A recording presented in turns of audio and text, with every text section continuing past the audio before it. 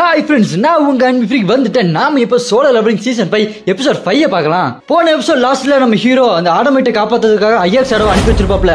அவன் கூட்டிட்டு வர்றதுக்குள்ள அந்த டிராகன் மோனருக்கு வந்து, இருங்க பாய், என்ன அவசரம், 10 கிலோ கறி கொடுங்க பாய் அப்படின்னு பயங்கரமா வந்து நிக்கிறான். அந்த ஐயர் ஷேடோவோ அவ்வளவுதான், முடிச்சுட்டீங்க போங்க அப்படின்ற மாதிரி பாத்துட்டு இருக்கும் பாருங்க. அவங்கள பார்த்து டிராகன் மோனார்க் சொல்லுவான் பாருங்க, தம்பி எங்க போறீங்க அவ்வளவு அவசரமா அப்படின்னு வந்து நிப்பான் பாருங்க. அதோட முடிஞ்சிருக்கும். இந்த எபிசோட் என்ன நடக்குதுன்றத நம்ம பார்க்கலாம். இந்த எபிசோட் ஸ்டார்டிங்ல ஆடம் வெயிட் முன்னாடி அந்த டிராகன் மோனார்க்கு நெருப்ப கக்கத்துக்கு ரெடியா இருப்பானா. அதை பார்த்துட்டு செஞ்சிருவோ காப்பாத்துங்க அப்படின்னு மிரண்டு போய் நின்றுட்டு இருப்பான். அவன் வாயை பொளந்து பொழப்பான் பாருங்க. உள்ள இருந்து நெருப்பு வரும். ஐயா ஷேடோ அதை பார்த்து மிரண்டு போயிட்டு இருக்குமா. அடுத்து அதோட கண்ணுக்கு க்ளோஸ் வைக்கிறாங்க. அது வாயில இருந்து அவ்வளோ பெரிய ஃபயர் பால் வரும் பாருங்க.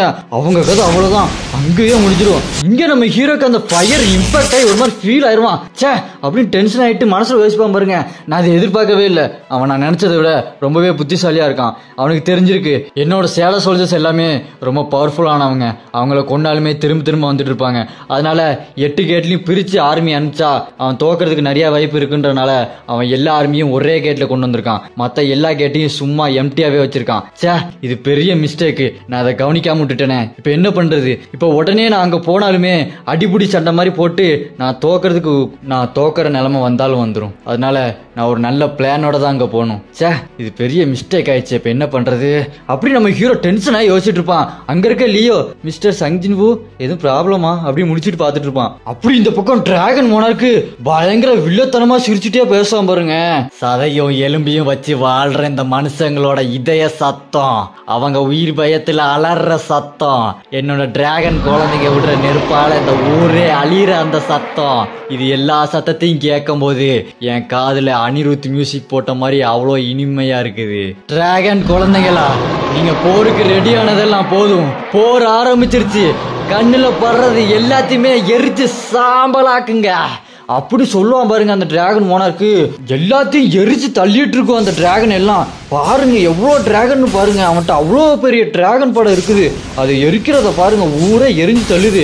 அதுக்கு மத்தியில் இவன் நிப்பான் பாருங்க. டிராகன் மோனார்க் நின்று சொல்லிட்டு இருப்பான்ல, அவன் கூட மோனார்க் ஆஃப் அயன் பாடியும் மோனார்க் ஆஃப் யோக் மட்டும் நின்று இருப்பானுங்க.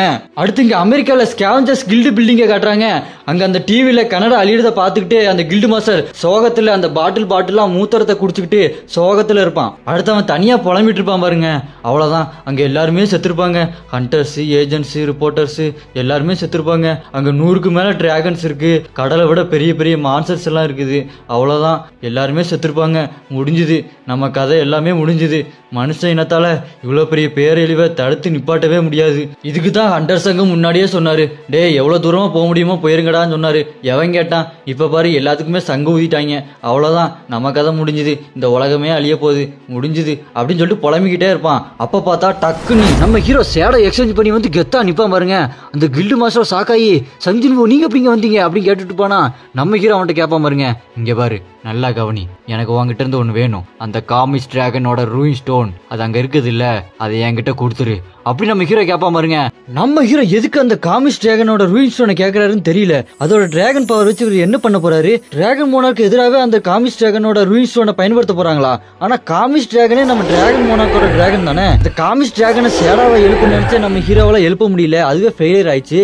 அந்த ரூயின் ஸ்டோனை வச்சு என்ன பண்றான்றத நம்ம பார்க்கலாம். அதுக்கு அந்த கில்டு மாஸ்டரோ, என்ன ஜின்மு சொல்றீங்க, அது கில்டு பீரோல கண்ட்ரோல்ல இருக்குது, அது எப்படி நான் கொடுக்கறது அப்படி யோசிக்கிட்டே நான் பாட்டுக்கு வளர்றேன் பாருங்க. கில்டு பீரோன்னு இந்த உலகமே அழிய போகுது. இதுல கில்டு இருந்தா என்ன, பீரோ இருந்தா என்ன? அந்த ரூயின் ஸ்டோன் உள்ள சும்மா பூட்டி வச்சுட்டு தானே இருக்கிறாங்க. இனி ஹண்டர்ஸே இருப்பாங்களா என்னன்னு தெரியல. இல்ல ஹண்டர்ஸ் கில்டு பீரோன்ட்டு அப்படின்னு அந்த கில்டு மாஸ்டர் மனசுல யோசிச்சுட்டு நம்ம ஹீரோட்ட சொல்ல ஆரம்பிப்பான் பாருங்க. சாரி ஜின்மு, நான் அதை உங்களுக்கு கண்டிப்பா கொடுக்குறேன், ஆனா அது எதுக்காகன்னு சொல்ல முடியுமா எனக்கு அப்படின்னு அவன் கேட்கும்போது நம்ம ஹீரோ சொல்லுவான் பாருங்க, நான் அதை வச்சுதான் கவுண்டர் அட்டாக் பண்ணணும் அப்படி சொல்லுவான். அப்படியான்னு கேட்டுட்டு அவங்க 2 பேருமே அந்த ரூயின் ஸ்டோன் எடுக்கிறதுக்காக நடந்து போயிட்டே இருப்பாங்க. போற வழியில அந்த கில்டு மாஸ்டர் நம்ம ஹீரோ கிட்ட ஒரு கேள்வி கேட்பான். ஜின்வு, எனக்கு ஒரு டவுட், இந்த ரூயின் ஸ்டோன் எல்லாம் ரூலர்ஸ் தான் மான்ஸ்டருக்கு கொடுத்து அனுப்பி வைக்கிறாங்களாமே, எதுக்காக அந்த ரூலர்ஸ் எல்லாம் மான்ஸ்டர் உடம்புல இந்த மாதிரி ரூயின் ஸ்டோனை வச்சு அனுப்புறாங்க அப்படி அந்த கில்டு மாஸ்டர் கேட்டதுக்கு நம்ம ஹீரோ சொல்ல ஆரம்பிப்பான் பாருங்க. இந்த ரூயின் ஸ்டோன் எல்லாமே மனுஷங்களுக்கு ஹெல்ப்ஃபுல்லா இருக்குன்ற ஒரே காரணத்துக்காக தான் அந்த ரூலர்ஸ் எல்லாருமே அனுப்பி வச்சாங்க. அது மட்டும் இல்லாம என்னதான் அந்த மான்ஸ்டர் எல்லாருமே இறந்தாலுமே அதோட ஸ்கில் எபிலிட்டி எல்லாமே இந்த ரூயின் ஸ்டோர்ல ஸ்டோர் ஆயிருக்கும். அது மூலமா அடுத்த அடுத்து வர பவர்ஃபுல்லான மான்ஸ்டர்ஸை இதை வச்சு அழிக்கிறதுக்கு ரொம்ப ஹெல்ப்ஃபுல்லா இருக்கும். அது மட்டும் இல்லாம மனுஷங்களோட மேஜிக் பவர் இன்க்ரீஸ் ஆகிட்டே இருக்கும் அப்படின்னு நம்ம ஹீரோ சொல்ல, அந்த கில்டு மாஸ்டரோ அப்படியே ஜின்வு அப்படின்னா நீங்க இதை வச்சுதான் அதை அடிக்க போறீங்களா அப்படின்னு கேட்க, நம்ம ஹீரோ சொல்லுவான் பாருங்க, நான் முயற்சி பண்றேன் அப்படின்னு சொல்லிட்டு இருப்பான் பாருங்க. இந்த ரூயின் ஸ்டோன் இருக்கிற ரூமோட கதவு திறக்கும் பாருங்க, அங்க சும்மா பலன்னு அந்த ரூயின் ஸ்டோன் மின்னும். இந்த காமிஷ் டிராகனோட ரூயின் ஸ்டோனு ஜின்வுக்கு எந்த வகையில ஹெல்ப் பண்ண போகுதுன்றத பார்க்கலாம். அது நம்ம ஹீரோ அந்த கில்டு மாஸ்டரை பார்த்து, நீங்க எனக்கு இன்னொரு உதவி பண்ணணுமே அப்படின்னு சொல்லுவான் பாருங்க. என்னடான்னு பார்த்தா நம்ம ஹீரோவோ லேடி செல்லரை பார்க்க போயிருப்பான். லேடி செல்லர் நம்ம ஹீரோவை பார்த்து சொல்லுவாங்க பாருங்க, என்ன நீங்க இந்நேரத்துக்கு வந்து பாப்பீங்கன்னு நான் நினைச்சு கூட பார்க்கல. ஆனா எனக்கு தெரிஞ்ச அந்த பழைய ஜின்வு நீங்க கிடையாது. நான் உங்களை முன்னாடி பார்க்கும்போது அந்த இருள் சக்தி உங்களுக்குள்ள இருந்தது. ஆனா இப்போ அந்த மொத்த இருள் சக்தியின் உருவமாவே நீங்களா தான் இருக்கீங்க அப்படின்னு லேடி செல்லர் சொல்லுவாங்க பாருங்க. சும்மா மாசா இருக்கும். நம்ம ஹீரோ சொல்லுவான் பாருங்க, என்ன சொல்றீங்க, நான் இன்னும் அதே பழைய ஜின்வு தான், என்ன கொஞ்சம் பவர் இன்க்ரீஸ் ஆயிருக்கு அவ்வளவுதான் அப்படின்னு சொல்லிட்டு நம்ம ஹீரோ அடுத்து கேட்பான் பாருங்க, லேடி செல்லர் உங்களால ஃபியூச்சர் பார்க்க முடியும் தானே, அப்படின்னா எனக்காக நீங்க என்னோட ஃபியூச்சரை பார்த்து சொல்ல முடியுமா அப்படின்னு நம்ம ஹீரோ கேட்டோன்னே அவங்களோ சரி எனக்கு புரியுது, நான் பார்த்து சொல்றேன் அப்படின்னு சொல்லிட்டு நம்ம ஹீரோட கையை பிடிப்பாங்க பாருங்க. எப்பவுமே லேடி செல்லர் நம்ம ஹீரோட கையை பிடிச்சதுக்கு அப்புறம் பயந்து தான் பார்த்திருப்போம். ஐயோ இவ்வளவு பவரா, ஐயோ அச்சச்சோ அப்படின்னு தான் பார்த்திருப்போம். ஆனா இந்த தடவை லேடி செல்லர் கண்ணுல இருந்து கண்ணீர் வருதுங்க. ஆமாங்க, லேடி செல்லர் அழுறாங்க. அவங்க அழுதுகிட்டே சொல்லுவாங்க பாருங்க, ஜின்வு நீ இந்த திட்டத்தை தான் வச்சிருக்கியா, தனியா தான் இது எல்லாத்தையுமே பண்ண போறியா, ஆனா எப்படி ஒரு தனி மனுஷனால இவ்வளவு பெரிய சுமைய தன்னோட முதுகுல ஏத்தி எப்படி வச்சுக்க முடியும், நீ எல்லாரையும் காப்பாத்தணும்ன்ற ஒரே காரணத்துக்காக நீ உன்னையே தியாகம் பண்ணிக்க போறியா அப்படின்னு நம்ம லேடி செல்லர் சொன்னோன்னே நம்ம ஹீரோவோ ஓ அட்லீஸ்ட் இந்த பிளான் ஒர்க் அவுட் ஆகுதா, ரொம்ப தேங்க்ஸ் லேடி செல்லர் அப்படி நம்ம ஹீரோ சொன்னோன்னே லேடி செல்லர் டென்ஷன் ஆயிட்டு, என்ன சொல்றீங்க ஜின்வு, நீங்க இவ்வளவு பெரிய தியாகத்தை பண்றீங்க, ஆனா நீங்க இந்த தியாகத்தை பண்றீங்கன்னு யாருக்குமே தெரிய போறது இல்ல, ஏன் நீங்க யாருன்றது கூட யாருக்குமே ஞாபகம் இருக்க போறது இல்ல, நீங்க இவ்வளவு பெரிய தியாகத்தை பண்ண போறீங்களா, வேண்டாம் ஜின்வு இது உங்களை ரொம்ப தனிமையில தள்ளிரும் அப்படி நம்ம லேடி செல்லர் சொல்லுவாங்க பாருங்க. நம்ம ஹீரோவோ லேடி செல்லர் ரொம்ப thank you, nice to meet you, நான் அப்ப கிளம்பணும் அப்படின்னு நம்ம ஹீரோ எக்ஸ்சேஞ்ச் பண்ணி பெரிய பில்டிங் மேல இருக்க டவர்ல போய் நின்னுவாப்ல. நம்ம ஹீரோ அப்படி என்னதான் பிளான் வச்சிருக்காரு, லேடி செல்லர் பதறி அழுறத பார்த்தா கடைசியில நம்மளே அழைச்சிருவாங்க போல இருக்கு. அடுத்து என்ன நடக்குதுன்னு பார்க்கலாம். அப்புறம் நம்ம ஹீரோயினிக்கு போன் பண்ணி, ஹலோ நான் தான் ஜின்வு பேசுறேன் அப்படின்னு சொல்லுவானா. அந்த பக்கம் சாகேவோ, ஜின்வு நீதானா, ரொம்ப நாள் ஆச்சு அவன்கிட்ட பேசி அப்படி நம்ம ஹீரோயினி சொன்னோன்னே, ஆமா உன்கிட்ட பேசி ரொம்ப நாள் ஆச்சு, நான் கொஞ்சம் பிஸியா இருந்துட்டேன் என்ன மன்னிச்சிரு அப்படின்னு சொல்லுவானா. பரவாயில்ல விடு நானும் கொஞ்சம் பிஸியா தான் இருந்தேன் அப்படின்னு நம்ம ஹீரோயினி சொல்லிட்டு இருப்பாங்க. நம்ம மீட் பண்ணியே ரொம்ப நாள் ஆச்சுல ஜின்வு அப்படின்னு நம்ம ஹீரோயினி கேட்டோம்னா நம்ம ஹீரோவோ நம்ம கூடிய சீக்கிரத்துல மறுபடியும் மீட் பண்ணலாம் அப்படின்னு சொல்லுவாரு. ஆமா கண்டிப்பா மீட் பண்ணணும். அப்புறம் ஜின்வு அப்படின்னு கூப்பிடுவாங்களா. நம்ம ஹீரோவோ சொல்லு, எனக்கு ஒரு சத்தியம் பண்றியா, நீ கண்டிப்பா என்ன திரும்ப வந்து பாப்பல்ல அப்படின்னு கேட்பாங்களா. நம்ம ஹீரோவோ கண்டிப்பா நான் உனக்கு பிராமிஸ் பண்றேன், நான் உனக்கு கண்டிப்பா வந்து பாப்பேன் அப்படின்னு நம்ம ஹீரோ சொல்லுவாரா. ஜின்வுக்கு மனசு கஷ்டமா இருக்கும் போதெல்லாம் சாகேக்கு தான் போன் பண்ணி பேசுறாரு. யாருக்கெல்லாம் ஜின்வு சாகே ஜோடி ரொம்ப பிடிச்சிருக்கோ கமெண்ட்ல ரெட்காட்டின கமெண்ட் பண்ணுங்க. சாகே அப்படி நம்ம ஹீரோவை நினைச்சு உருகிட்டு இருப்பாங்க. அப்போ ஹீரோயினி பின்னாடி அந்த எஸ்ரா கண்டு சாய் வந்து ரெடி ஆயிட்டியா நம்ம போலாமா அப்படின்னு கேட்பானா. நம்ம ஹீரோயினி சாகவே போலாம் அப்படி சொல்லிட்டு இருப்பாங்க. என்னடான்னு பார்த்தா ஊர்ல இருக்க எல்லா கண்டர்ஸும் இங்கதான் இருப்பானுங்க. கொரியா கண்டர்ஸ், அந்த சைனா லீ ஹண்டரு, அந்த Germany hunter, America hunter, Thomas hunter எல்லாருமே இங்கதான் இருப்பானுங்க. ஊர்ல இருக்க எல்லா ஆண்டும் ஒரே இடத்துல வந்து அந்த போருக்கு சண்டை போறதுக்காக ரெடியா போவாங்க. இந்த பக்கம் டிராகன் மோனார்க்கு எல்லாத்தையுமே எரிச்சு தள்ளிட்டு இறந்தவங்க மேல நின்னுட்டு டெலிபதி மூலமா நம்ம ஹீரோ கிட்ட பேசுவோம் பாருங்க. நான் ஏற்கனவே இங்க 10 மில்லியன் மக்களுக்கு மேல கொன்னுட்டேன், இன்னும் நீ எவ்வளவு நேரம் ஒளிஞ்சுக்கலான்ற திட்டத்துல இருக்கிற வாத்தி, நான் சொல்ல போறது உனக்கு ஒன்னும் புதுசு இல்ல, இருந்தாலும் நான் சொல்றேன் நீ கேளு, ஐ எம் வெயிட்டிங் அப்படின்னு சொன்னோன்னே நம்ம ஹீரோவோ வெயிட் பண்றா பண்ணாட நேர்ல வரண்டா அப்படின்னு நம்ம ஹீரோ மாசா நிப்பான் பாருங்க. அடுத்து அந்த டிராகன் மோனார்க்கு ஒரு பெரிய பில்டிங் மேல நின்று யோசிச்சுட்டு இருப்பான் பாருங்க. என்ன நடக்குது இங்க, ரொம்ப அமைதியா இருக்குது, அந்த பன்னாடைகளா எங்க போனானுங்க, என்ன யோசிச்சுட்டு இருக்கானுங்க. அதுவும் சரி 10 மில்லியன் டிராகன் சோல்ஜர்ஸ் முன்னாடி வந்து நின்னா எரிஞ்சு பஸ்பம் ஆயிரும் தெரிஞ்சிருக்கும் போல, அதனாலதான் எலி மாதிரி பொந்துக்குள்ள போய் ஒளிஞ்சிட்டு இருப்பானுங்க அப்படின்னு அவன் நினைச்சிட்டு இருக்கும் போது ஏதோ ஒண்ணு வந்து அவன் மூஞ்சில அடிக்கும் பாருங்க. என்னடான்னு பார்த்தா வணக்கண்டா மாப்பிள்ள ஹெலிகாப்டர்ல இருந்து அப்படின்ற மாதிரி மிசைல் எல்லாம் வரிசையா வந்து அவனை அட்டாக் பண்ண பாருங்க. மூஞ்சில வந்து அவ்வளவு பெரிய மிசைல போடுறானுங்க. ஆனா அவன் ஏதோ கொசு வந்து மோதுற மாதிரி ரியாக்ஷன் இல்லாம இருக்கிறான். இதுல இருந்தே தெரியுது அவன் எவ்வளவு பவர்ஃபுல்லான ஆளுன்னு. ஜின்வுக்கு ஏத்த ஆப்பனன்ட் இவன் தான். மிசைல் எல்லாம் வரிசையா வந்து அவனை அட்டாக் பண்ண பாருங்க. வெடிச்சு சதறும் அந்த இடமே. அந்த ஹெலிகாப்டர் இருந்தா அந்த அவன் சொல்லுவான் ஒருத்தன், சார் நாங்க அடிச்சிட்டோம் சார், மேல பட்டுருச்சு, அவன் செத்துட்டான்னு நினைக்கிறேன், இருந்தாலும் எங்களுக்கு ஒண்ணுமே தெரியல அங்க என்ன நடக்குதுன்னு, கொஞ்ச நேரம் கழிச்சா தெரியும், வெயிட் பண்ணுங்க சார் அப்படின்னு அவன் சொல்லிட்டு இருக்க. டக்குன்னு பார்த்தா அவன் முன்னாடி பெரிய டிராகன் கண்ணு மாதிரி வந்து நிக்கும் பாருங்க. மிரண்டுருவான். அத்தனை மிசைலை வச்சு ஒன்னா தாக்குறானுங்க. அவன் என்னமோ ஏதோ பிஜிலி வெடி வெடிச்ச மாதிரி டக்குன்னு வந்து எல்லாத்தையும் போட்டு தள்ளிட்டான். அடுத்து அதை அப்படியே லாங் ஷாட்ல காட்டுவாங்க பாருங்க. சும்மா பிரம்மாண்டமா இருக்கும். அவ்வளவு பெரிய டிராகன் மாதிரி இருக்கும். அவனால டிராகன் மாதிரி மாற முடியும்னு நினைக்கிறேன். அவன் சொல்லுவான் பாருங்க, டேய் எனக்கு போர் அடிக்குதுடா அப்படின்னு சொல்லிட்டு நெருப்ப கக்கறதுக்கு வாய பொழப்பான் பாருங்க. அவ்வளவுதான், அவனுக்கு சொல்லி அங்கேயே முடிஞ்சுது. அப்படியே அங்க கட் பண்ணி இந்த பக்கம் பெரு கட்டின கோட்டையை காட்டுறாங்க. அங்க உள்ள நம்ம ஹீரோ தனியா உட்காந்துட்டு இருப்பான் மாசா. அப்ப மேல பாப்பான் பாருங்க, மை வாத்தியாரு அப்படின்னு எழுதிருக்குமா. நம்ம ஹீரோ அப்படி சிரிச்சுட்டு தேங்க்ஸ்டா பெரு அப்படி சொல்லிட்டு இருப்பானா. பெரு அதை பார்த்துட்டு, வாத்தியாரு என் மேல உனக்கு எவ்வளவு பாசம் வாத்தியாரு அப்படி சொல்லிட்டு அழுதுட்டு இருப்பான். அப்புறம் அந்த பக்கம் பெல்லியன் வந்து உட்காந்துட்டு நம்ம ஹீரோ கிட்ட சொல்லுவான் பாருங்க, அரசே அங்க நீங்க போறது ரொம்பவே ஆபத்தானது அப்படி சொல்லுவானா. அந்த பக்கம் இக்ரிஸ் வந்து உட்காந்துட்டு சொல்லுவான், ஆமா அரசே எனக்கும் அப்படிதான் தோணுது அப்படின்னு சொல்லும்போது நம்ம ஹீரோ சொல்லுவான், எனக்கு தெரியுது நீங்க என்ன பத்தி கவலைப்படுறீங்க, ஆனா அது எவ்வளவு டேஞ்சரா இருந்தாலுமே அதை எதிர்த்து நின்னுதான் ஆகணும். ஏன் ஆஸ்பானை எடுத்துக்கோ, அவன் இங்க இருந்துதான் என்ன பண்ணிருப்பான், அந்த டிராகன் மோனார்க்க பார்த்து ஓடவா செஞ்சிருப்பான். அவனை எப்படி உரு தெரியாம அழிக்கலாம் அப்படின்னு தானே யோசிச்சுட்டு இருந்திருப்பான். நான் வேணா ஆஸ்பானா இல்லாம இருக்கலாம், ஆனா அவனுக்கு இருக்கிற அதே வெறி எனக்கும் இருக்கு. அந்த வெறிய பார்த்துதான் என்ன அடுத்த சேடம் மோனார்க்கா மாத்தினானா என்னவோ. அவன் என்ன சூஸ் பண்ணதுக்கு காரணமே நான் எவ்வளவு இக்கட்டான சிச்சுவேஷன்லயும் விடாம முயற்சி பண்ணி நான் என்னோட முழு சக்தி உபயோகிப்பேன் அப்படின்னு அவனுக்கு தெரியும். அதனாலதான் அவனோட சக்தியை எனக்கு கொடுத்தான்.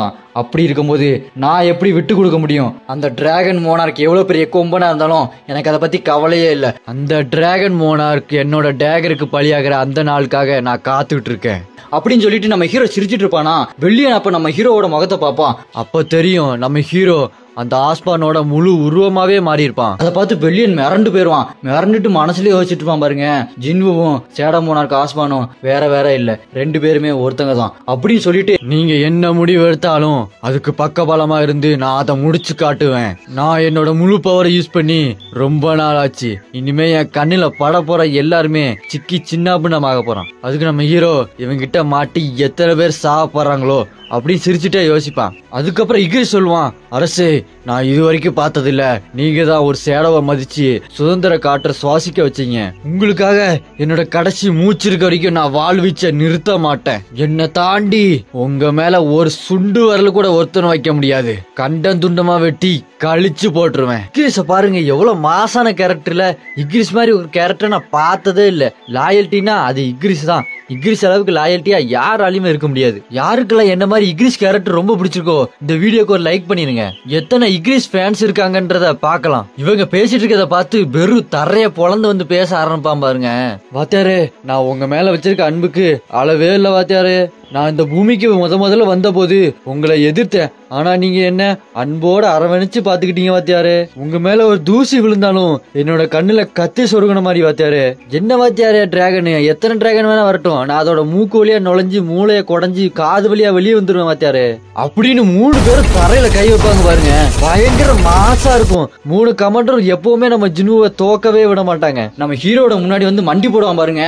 அவன் மட்டும் இல்ல, இக்ரிஸ் பெரு இவங்க 2 பேருமே வந்து மண்டி போடுவாங்க. மண்டி போட்டு சொல்லுவாங்க பாருங்க, அரசே இந்த வாழ்வின் இறுதி வரை உங்களை பின்தொடர்வோம் அப்படின்னு சொல்லுவானா.